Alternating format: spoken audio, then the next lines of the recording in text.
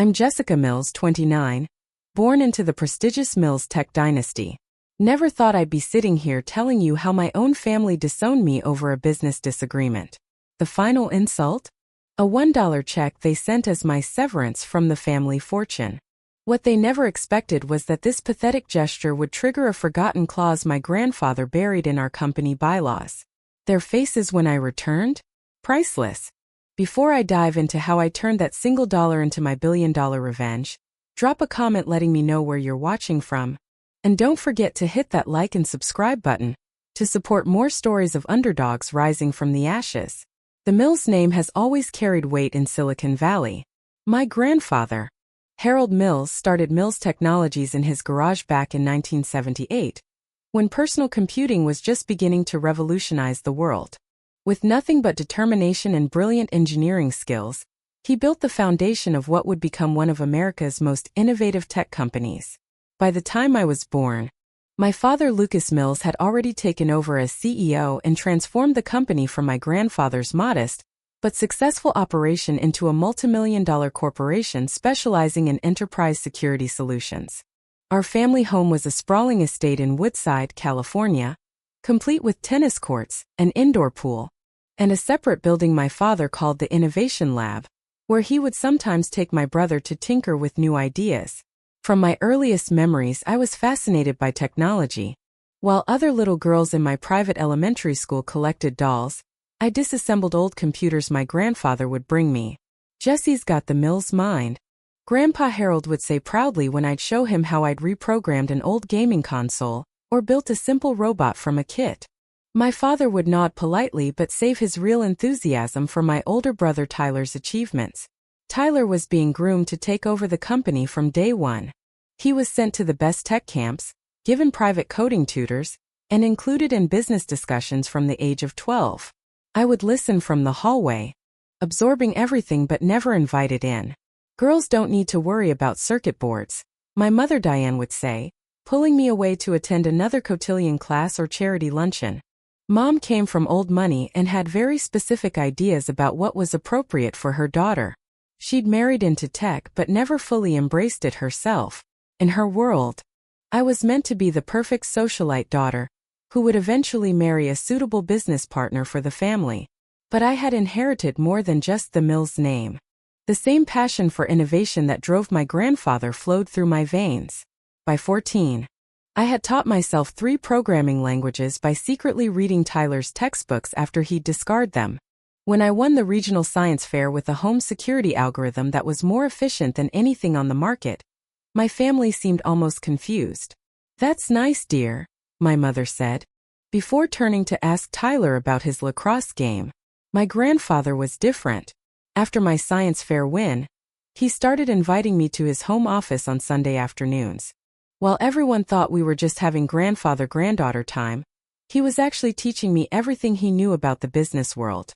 "They're underestimating you, Jessica," he told me once. "That's your secret weapon. Let them." Those afternoons with my grandfather became my real education. He showed me patents he'd filed, explained market strategies, and taught me how to read people in negotiations. "Tyler has your father's ambition," he confided, "but you have my vision. Remember that." The dynamics with Tyler were complicated. 2 years older than me, he swung between brotherly protection and competitive resentment. When we were younger, he'd defend me against schoolyard bullies. But as we got older and my technical aptitude became apparent, something shifted. If I solved a problem faster than him, he'd dismiss it as luck. If I suggested an improvement to one of his projects, he'd claim he'd already thought of it. Our sprawling family mansion became a subtle battleground of achievement. My father's office walls were covered with Tyler's certificates and photos of father-son boating trips. My achievements gathered dust in desk drawers, occasionally acknowledged but never celebrated. My mother tried in her way to prepare me for what she saw as reality. "The tech world is still a man's world, sweetheart," she'd say while taking me shopping for dresses I didn't want.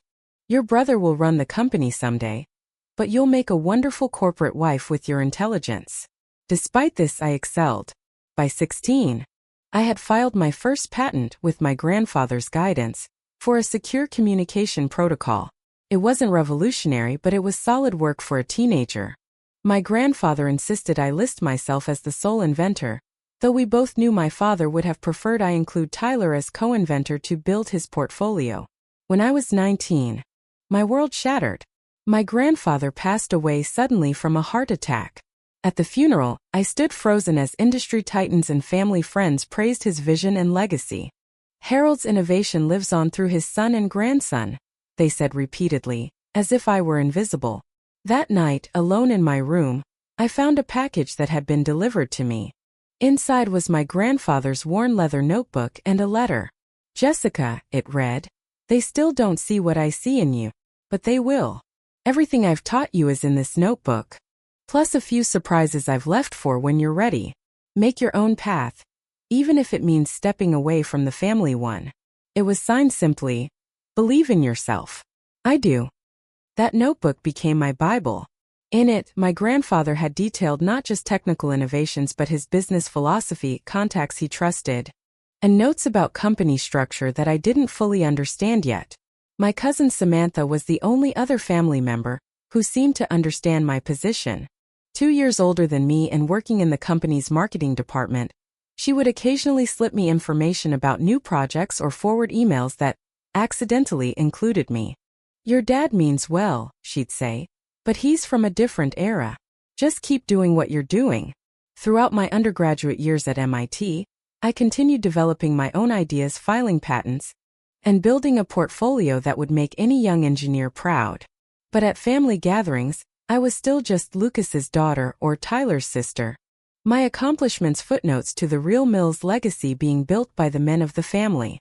What none of them realized was that I was using everything I learned to prepare for a moment my grandfather had hinted was coming.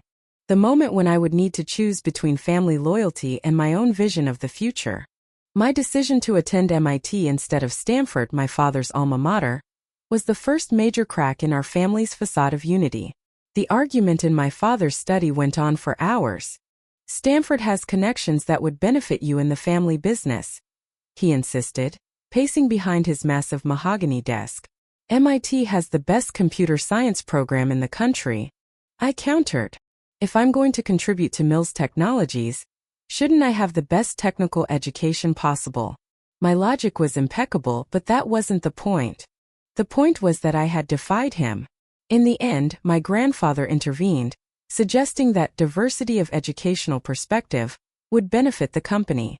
My father relented, but not without making it clear that my choice had disappointed him. At MIT, I flourished in ways I never could have under my family's watchful, judgmental eyes. For the first time, I was valued purely for my mind and abilities, not measured against my brother or confined by my mother's expectations. I threw myself into my studies, often pulling all-nighters in the computer lab working on projects that went far beyond course requirements. It was during a particularly grueling artificial intelligence seminar that I met Alyssa Chan, a brilliant programmer who approached problem-solving from angles I'd never considered. Where I was methodical and structured, Alyssa was intuitive and creative.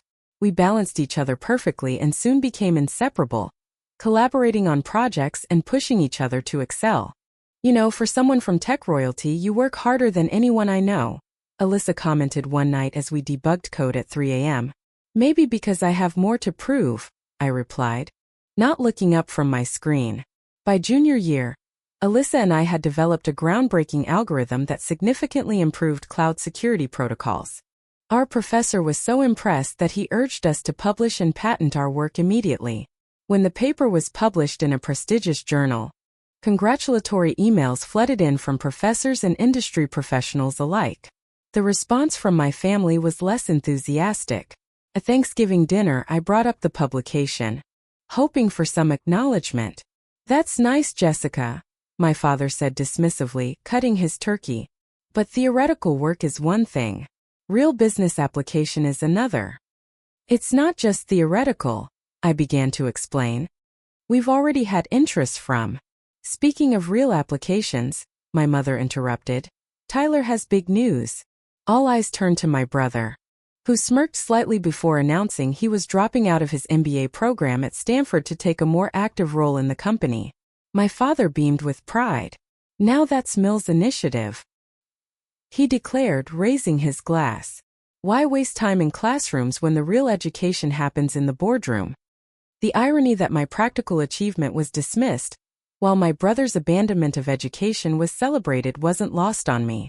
I caught Samantha's sympathetic glance from across the table, but remained silent for the rest of the meal. I graduated summa cum laude with job offers from Google, Apple, and several prestigious startups. But family obligation pulled me back to Mills Technologies, where my father had a position waiting for me. "We've created a special role for you in the administrative division," he explained during my first week. "You'll be overseeing documentation for the security protocols and helping streamline our client onboarding process." It was busy work, well below my qualifications. When I suggested instead heading a new R&D division focused on implementing the security algorithm I'd developed, my father's expression hardened. "Jessica, you need to understand how the company works from the ground up before proposing new divisions.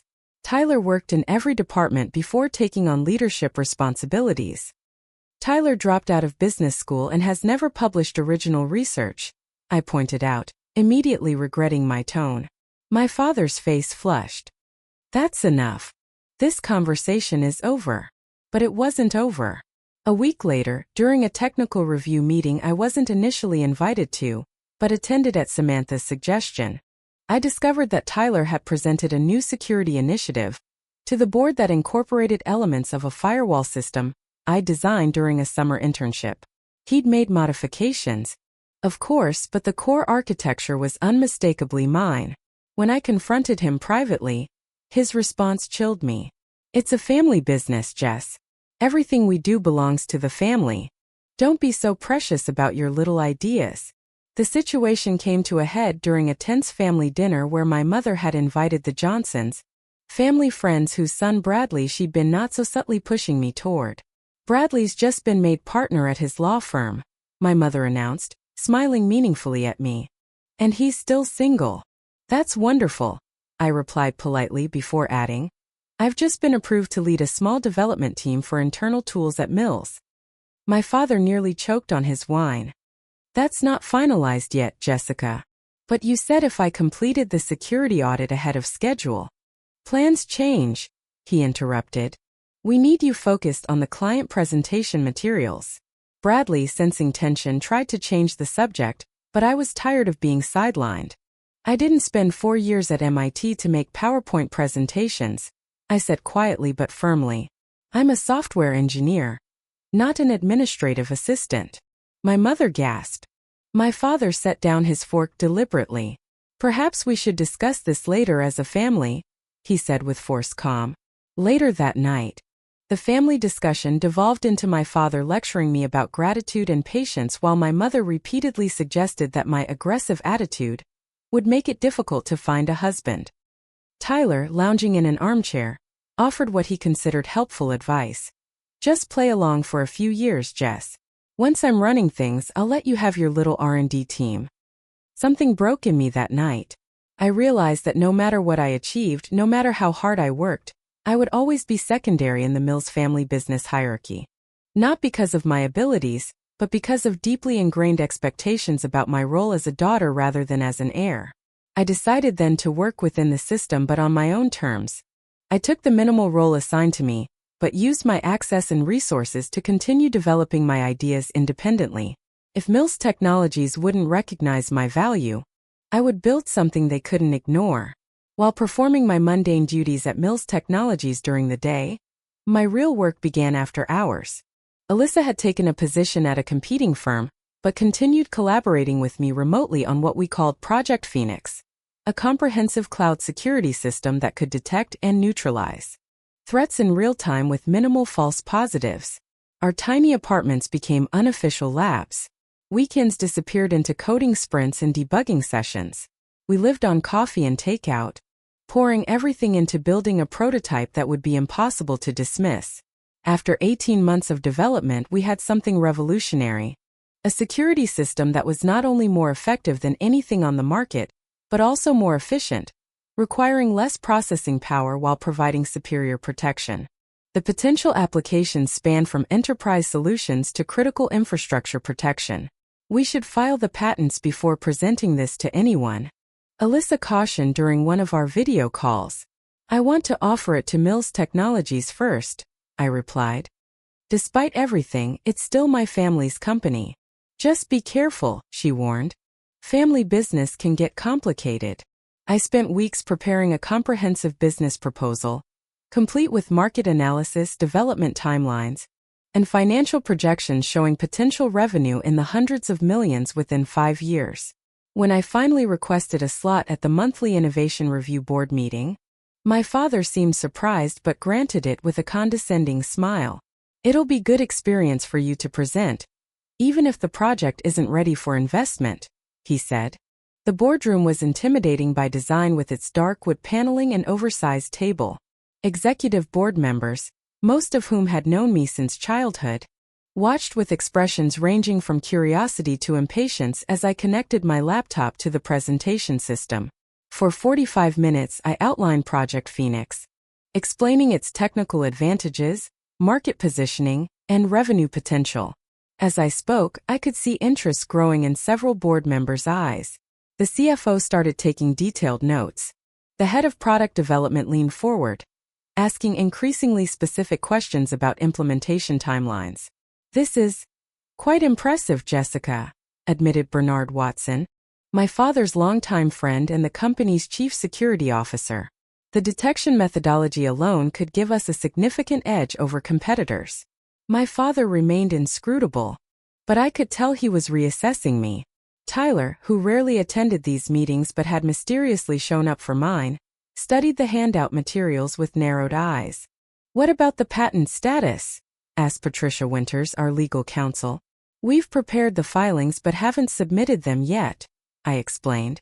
I wanted to present to Mills Technologies first, as I believe this belongs here. There was a moment of silence as the implications sank in. This wasn't just an incremental improvement. It was potentially company-changing technology, and I was offering it to them first out of family loyalty. I think we should discuss this further as a senior leadership team, my father finally said. Jessica, thank you for your presentation. We'll let you know our thoughts. I left the meeting cautiously optimistic. Several board members stopped me in the hallway afterward to ask follow-up questions or express interest in my development process. 3 days later, I was working late when I received an email that had been accidentally copied to the entire technical department. It outlined plans to assign my cloud security system to a development team led by none other than Tyler, with my role reduced to original concept contributor. The email from my father to the board suggested they could refine the approach and accelerate development under more experienced leadership. My hand shook as I forwarded the email to Alyssa with a single line. They're trying to steal it. The next morning, I requested an urgent meeting with my father. When I entered his office, I found not just him but also Tyler and Patricia Winters waiting. Jessica, my father began in his business voice, we've been discussing your proposal and have some thoughts on next steps. I saw the email, I said flatly. A flash of annoyance crossed his face at being interrupted. What email? The one where you plan to reassign my project to Tyler's team and reduce me to a footnote. The technology one spent 2 years developing. My intellectual property. Tyler rolled his eyes. Don't be dramatic, Jess. You developed this while employed by Mills Technologies, using company resources. It belongs to the company. I developed it on my own time with my own equipment with a collaborator who doesn't work for Mills, I countered. And I have documentation proving it.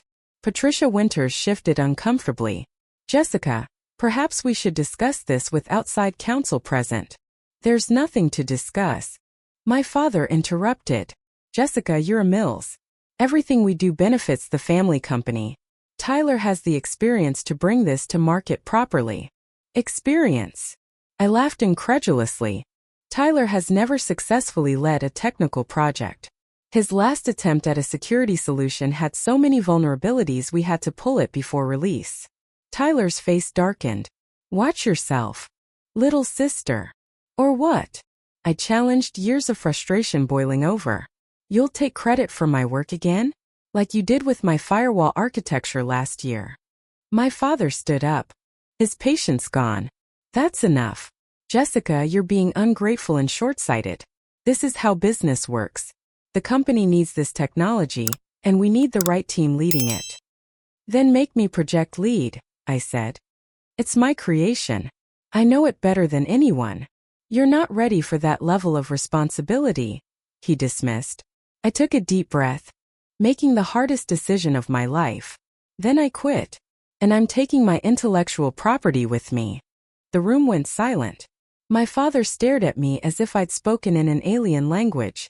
Don't be ridiculous, he finally said. Where would you go? What would you do? I'll start my own company. Alyssa and I already have the groundwork laid out. Tyler laughed, but I detected nervousness behind it. You can't be serious. You have no funding, no connections outside the family. I have the most valuable thing, I replied.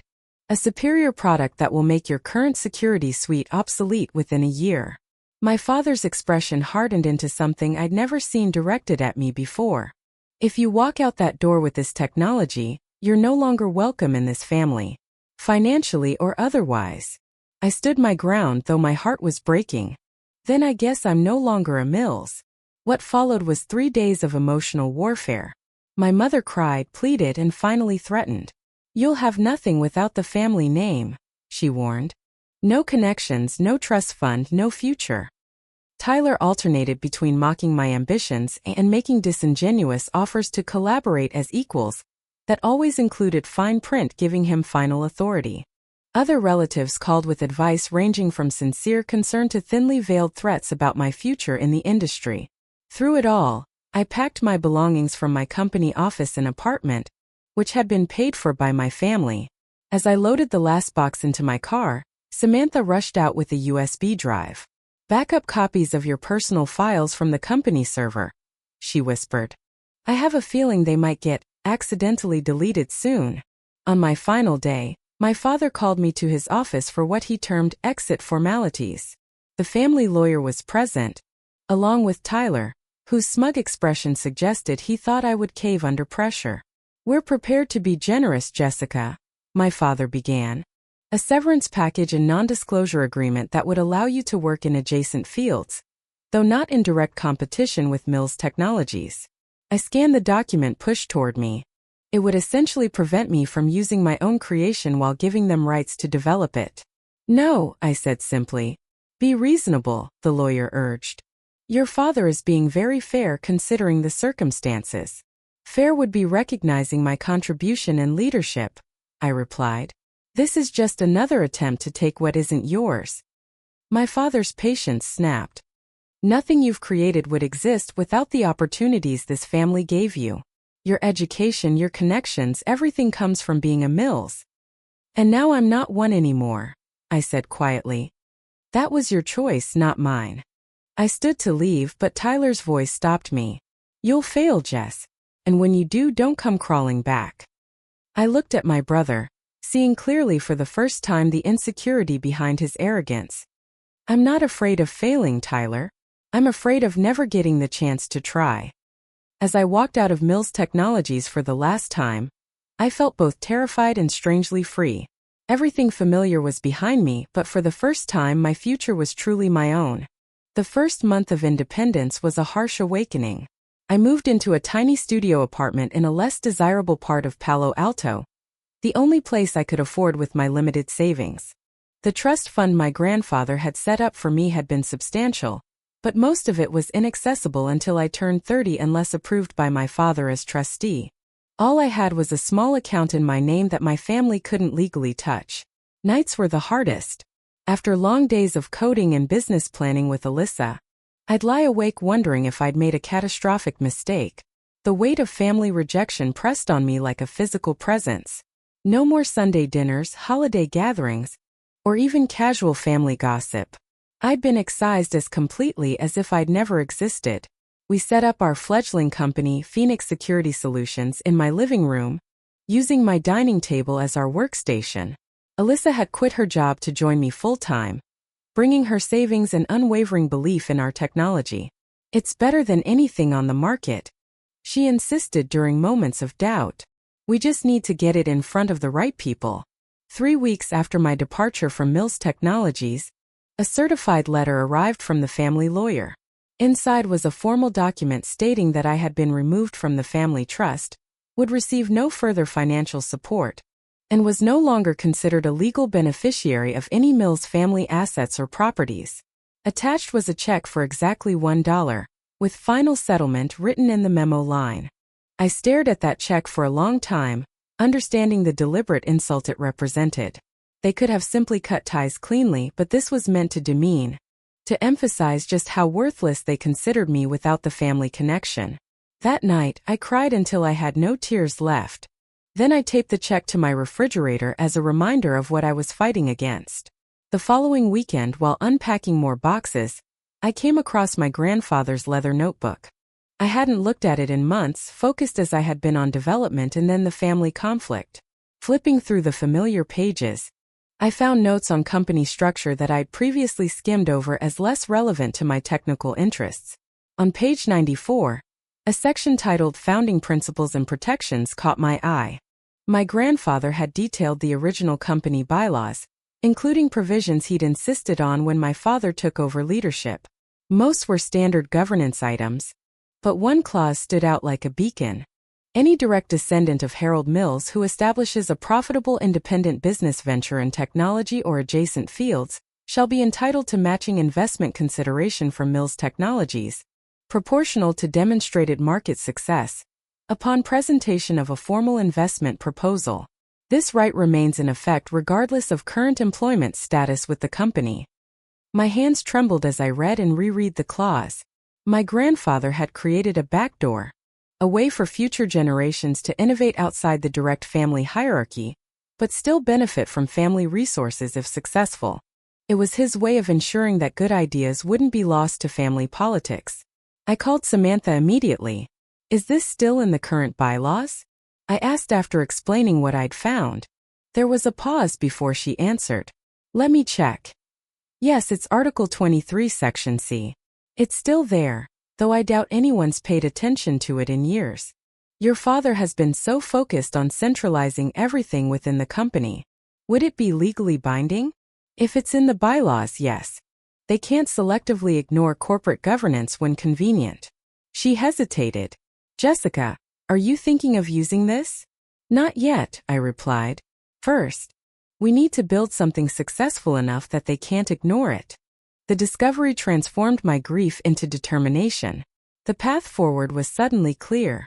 Build Phoenix Security Solutions into something so valuable that invoking my grandfather's clause would force my family to acknowledge what they'd thrown away. The next year was the hardest of my life.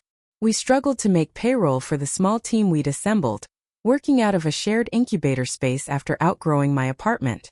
My health suffered from stress and 18-hour workdays. I developed insomnia and lost 15 pounds I couldn't afford to lose. Potential investors were initially interested until they learned of my connection to and conflict with Mills Technologies. No one wanted to anger one of the most powerful families in the industry by backing me. Doors that should have been open based on our technology alone remained firmly closed. At industry events, former family friends would avoid eye contact or make excuses to leave conversations when I approached. The Mills' influence was far-reaching, and the unspoken message was clear.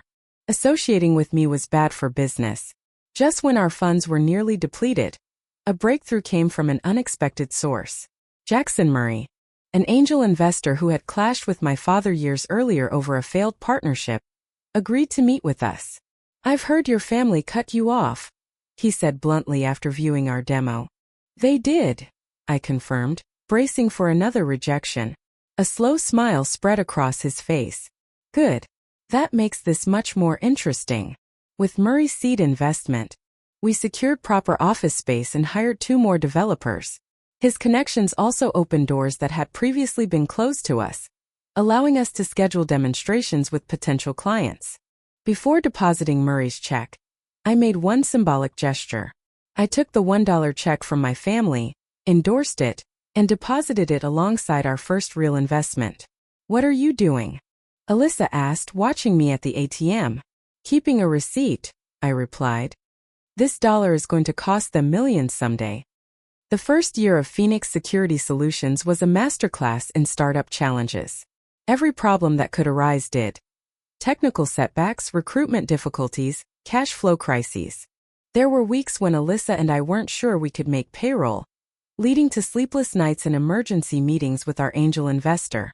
Despite these obstacles, we assembled a small but extraordinarily talented team. Many were young engineers who had been overlooked by larger companies, or who specifically wanted to work for a female-led tech firm. What we lacked in resources we made up for in innovation and determination. Our first major client came 6 months after securing seed funding. Meridian Healthcare, a mid-sized hospital network, had experienced a ransomware attack that exposed dangerous vulnerabilities in their system.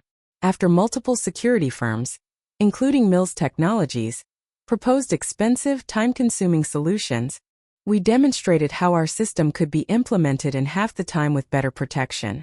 "Your approach is different," Meridian CTO commented during our presentation. "Everyone else is building higher walls. You're creating an immune system that adapts to threats." That first major contract barely covered our costs, but it gave us something more valuable. A real-world case study. When Meridian reported 0 security incidents in the following quarters, while reducing their cybersecurity operational costs by 30%, industry observers took notice. Word began to spread through tech circles that a new player was disrupting the security space. Technology blogs published articles with headlines like "Phoenix Rising," "The Security Startup Outperforming Industry Giants," and "Mills Scion Builds Better Mousetrap After Family Fallout." The attention brought new challenges. Mills Technologies began aggressively targeting our potential clients, offering steep discounts or even free services to prevent them from working with us. More concerning were the attempts to poach our key developers with salary offers well above market rates. "They offered me triple my current salary," admitted Derek, our lead infrastructure engineer, showing me the recruitment email, "plus stock options and a signing bonus. Are you considering it?" I asked, trying to keep my voice neutral despite the panic rising in my chest. Losing Derek would set us back months. He snorted. "After watching how they treated you? Not a chance. Just thought you should know what they're up to." The loyalty was touching, but it was clear we needed to raise salaries to retain our talent. This meant another round of funding, which put us back in the difficult position of finding investors willing to challenge the Mills family influence. The most disturbing development came in the form of legal threats. Mills Technologies' lawyers sent cease and desist letters claiming our technology infringed on their intellectual property. Though the claims were baseless, we had meticulous documentation of our independent development. Defending against them drained our limited resources. During this period, I found myself returning to my grandfather's notebook repeatedly, drawing strength from his business wisdom. One passage became my mantra during particularly difficult times. "When they fight you directly, you've already won. They only waste resources attacking what they fear." Our strategic response was straight from my grandfather's playbook. Instead of engaging in a direct legal battle, we accelerated innovation, moving our technology so far ahead that any claimed infringements would become irrelevant. We also began filing defensive patents at a rapid pace, creating a protective moat around our core technology. The turning point came when DataStream, a cloud services provider with a growing market share, experienced a security breach that affected several high-profile clients. Their existing security provider, not Mills Technologies, thankfully, had failed to detect the sophisticated attack. In the aftermath, DataStream's leadership began searching for a more robust solution. Against all odds, we secured a meeting with their technical team. The presentation went well, but we were clearly being considered alongside larger, more established competitors. What sealed the deal was a staged penetration test where security vendors had to defend against simulated attacks. Our system detected and neutralized all threats, including several that weren't part of the planned test scenarios. "How did you catch that last one?" DataStream's security director asked, genuinely impressed. "We didn't even know it was in the system. Our behavioral analysis engine," I explained. "It doesn't just look for known threat signatures. It identifies patterns that deviate from normal operations." The DataStream contract doubled our revenue overnight, and gave us credibility with enterprise-level clients.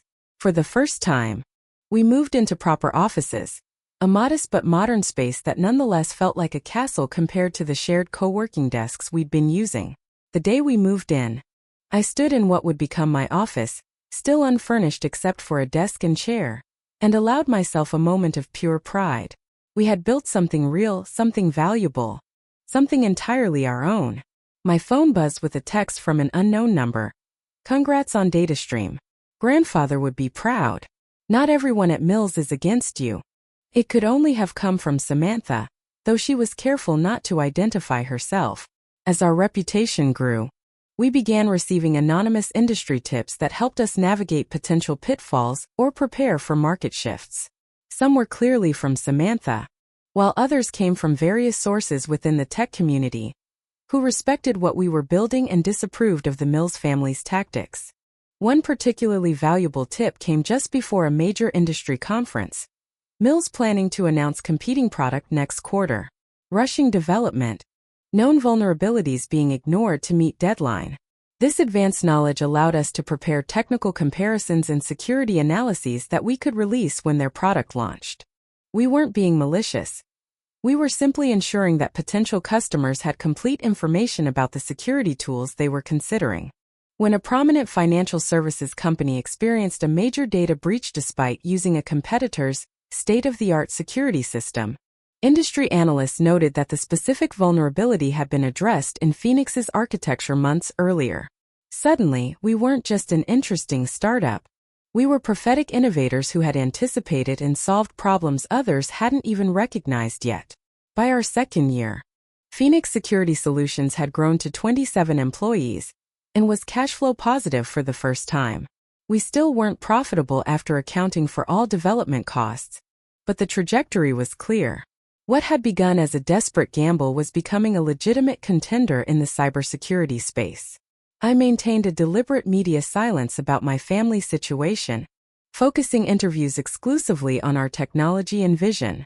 But the industry narrative had already formed. The rejected daughter was building something that might eventually challenge the family empire. What none of them knew yet was that the most consequential part of this story was still hidden in my grandfather's notebook, waiting for the perfect moment to emerge.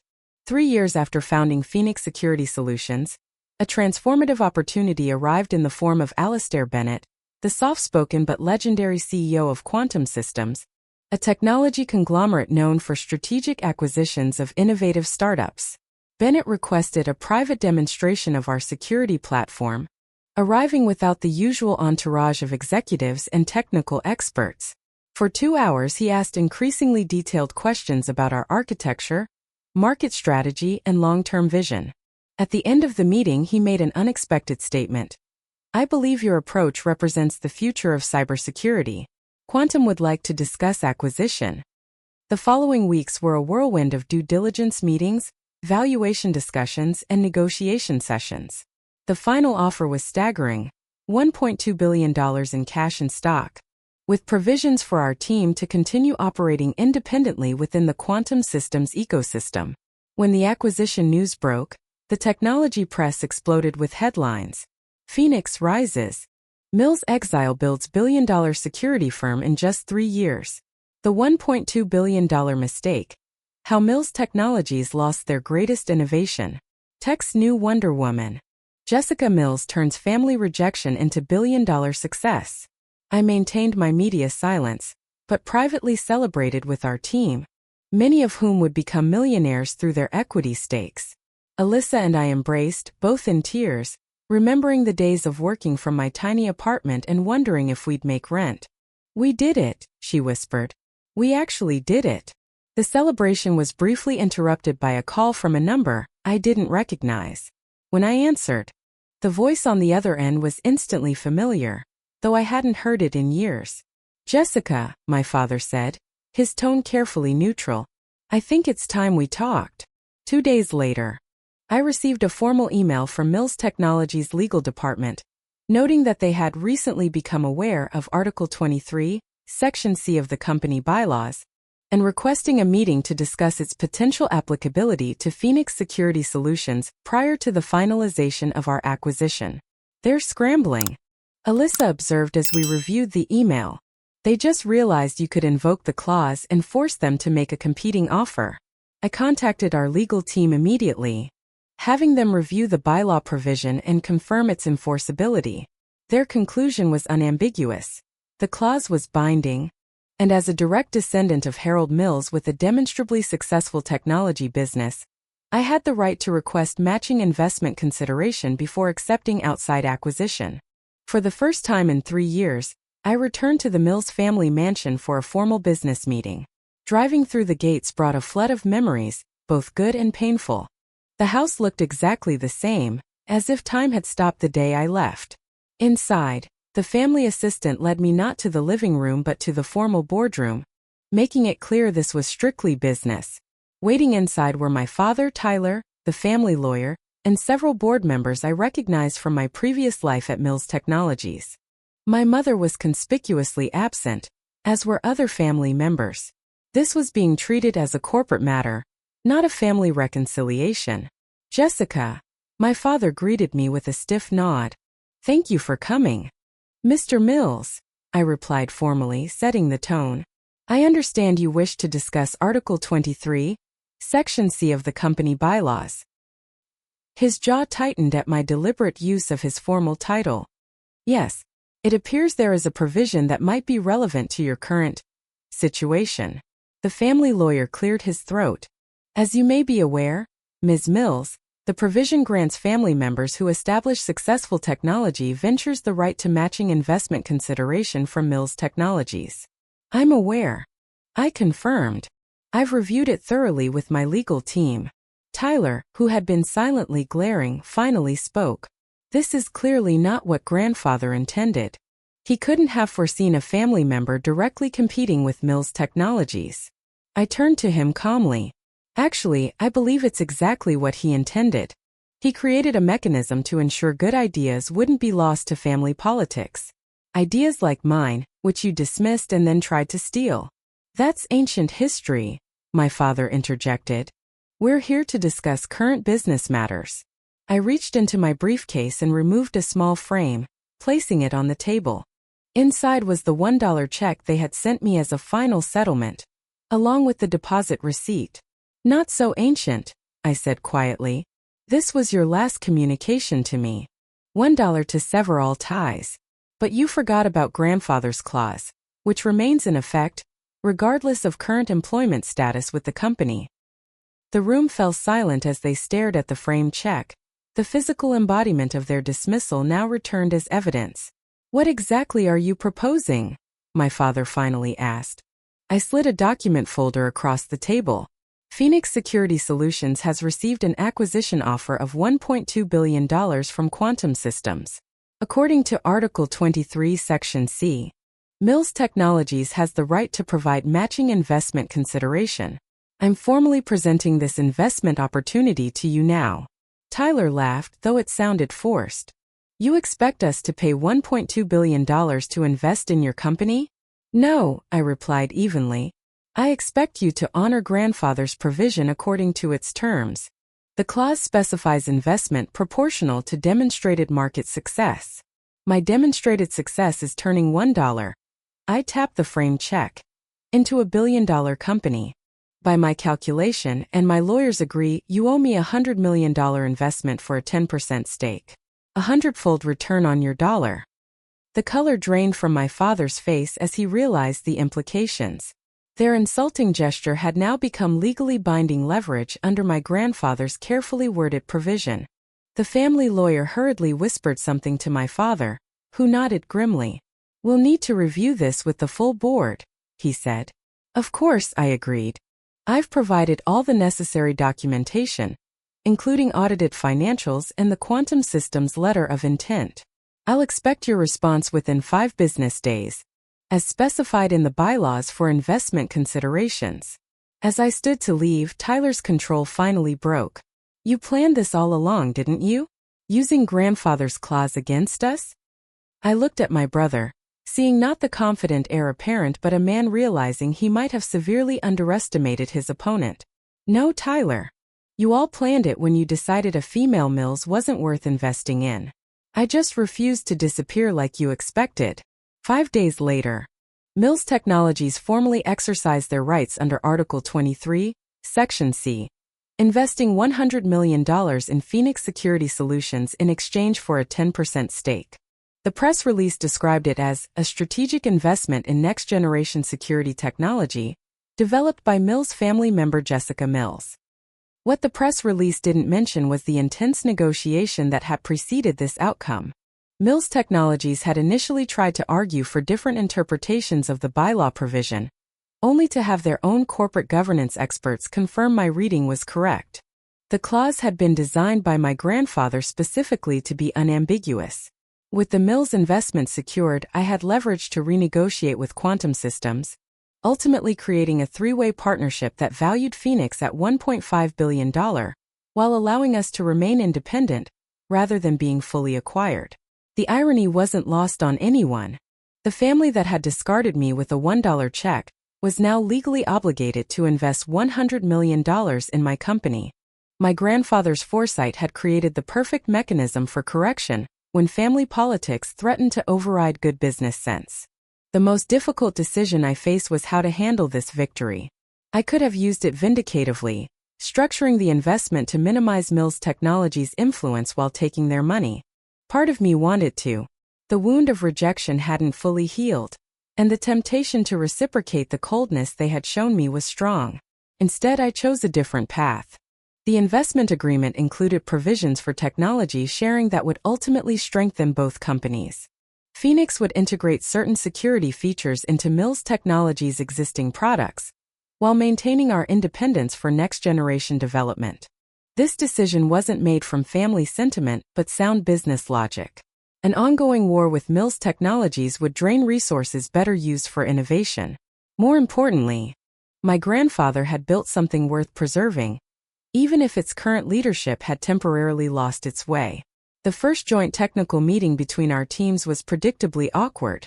Mills engineers, many of whom had been my colleagues, weren't sure how to interact with me in my new role as a partner rather than subordinate. Tyler, who had been assigned as the primary liaison for the partnership, arrived late and barely participated. Over the following months, however, the technical merits of our collaboration became undeniable. Mills products enhanced with Phoenix security features performed significantly better in industry benchmarks. Meanwhile, access to Mills' extensive customer base accelerated Phoenix's growth beyond our projections. The most surprising development came 6 months into the partnership. Tyler, who had been increasingly marginalized within Mills Technologies after several failed product launches, requested a private meeting with me.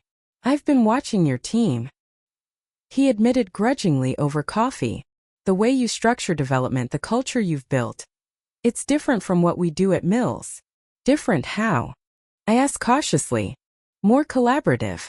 Less hierarchical." He stared into his cup.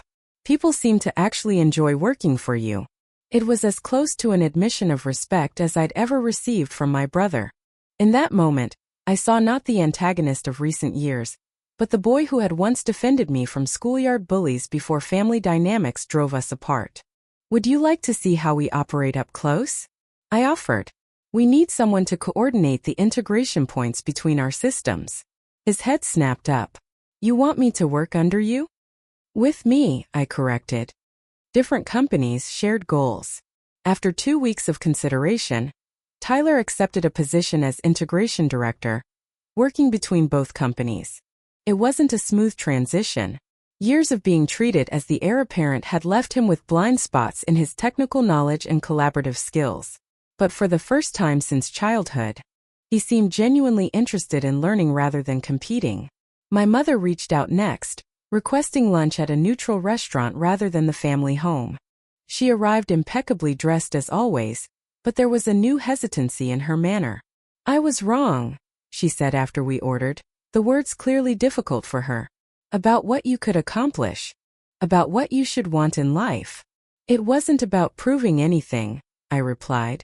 "It was about being allowed to contribute in a meaningful way." She nodded slowly.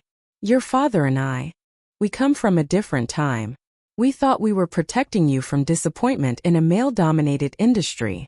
By ensuring I'd be disappointed by my family instead? She winced but didn't argue.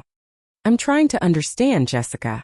It's not easy to question beliefs you've held your entire life. It wasn't a complete reconciliation, but it was an opening. We began meeting monthly, our conversations gradually shifting from careful politeness to more genuine exchange. She would never fully understand my choices, but she was making an effort to respect them. My father was the last holdout.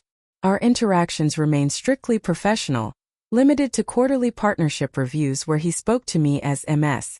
Mills and I responded in kind. The wall between us seemed permanent until an unexpected health scare. A minor heart attack that nevertheless reminded everyone of his mortality shifted something in his perspective. During his recovery, I received a request to visit him at home rather than the office. I found him in the garden, looking older and more vulnerable than I remembered. I was wrong, he said simply when I sat beside him. No qualifications, no excuses. I waited, giving him space to continue. Harold, your grandfather, told me once that my greatest blind spot would be assuming the next generation should follow exactly in my footsteps. He gazed at the garden his father had planted decades earlier. I didn't understand what he meant until now. It wasn't a dramatic reconciliation. Too much had happened for that. But it was an acknowledgement, and for now that was enough. As Phoenix continued to grow, I established a new division focused on mentoring young female engineers, naming it the Helen Mills Initiative after my grandmother, who had supported my grandfather's early ventures, but remained largely unacknowledged in company history. The program provided scholarships, internships, and career development specifically targeting areas where women remained underrepresented in tech. Samantha finally left her position at Mills Technologies to join Phoenix officially, bringing her marketing expertise and insider knowledge that had been so valuable during our early days. I was always on your team, she confessed, even when I couldn't show it. 3 years after the partnership began, Phoenix Security Solutions employed over 400 people and had expanded into international markets. The Mills partnership had evolved into a productive collaboration that benefited both companies, though we maintained our separate identities and leadership. At the annual Cybersecurity Innovation Conference, I was invited to deliver the keynote address. Looking out at the audience, I spotted not just my Phoenix team but also representatives from Mills Technologies, including my father, mother, and brother. They weren't seated together as a family unit, but their presence itself was significant. Innovation rarely follows a straight line, I began. Sometimes the most valuable breakthroughs come when we're forced off our planned path and have to find a new way forward. As I spoke about the future of security technology, I reflected on the journey that had brought me to this point. Being kicked out of my family had been painful beyond description, but it had also freed me to build something uniquely mine. Something that might never have existed if I'd remained in the comfortable but constraining embrace of family expectations. The $1 check that was meant to dismiss me had instead become the first investment in a billion-dollar company. The clause my grandfather had buried in company bylaws had created a bridge back when bridges seemed impossible. And the family that had once rejected me was now, in their own complicated way, finding paths toward reconciliation. I didn't share these personal reflections with the audience. Instead, I focused on the technical innovations that Phoenix was pioneering and the security challenges that lay ahead for the industry. But as I concluded my address, I allowed myself one personal observation. Sometimes being pushed out of what's familiar isn't the end of your story. Sometimes it's the beginning of a better one. The question isn't whether you'll face rejection in your journey. You will. The question is what you'll build in response. After the applause and the handshakes, after the business cards and the technical questions, I found a quiet moment alone backstage. I took out my phone and looked at the photo I kept on my home screen, the framed $1 check that still hung in my office as a reminder of where this journey began. Have you ever faced rejection that later turned into your greatest opportunity? Drop a comment below about how you turned a setback into success. If this story resonated with you, please hit that like button and subscribe to hear more tales of unexpected comebacks. And don't forget to share with someone who might need a reminder that sometimes being kicked out is exactly the push you need to build something greater than you imagined.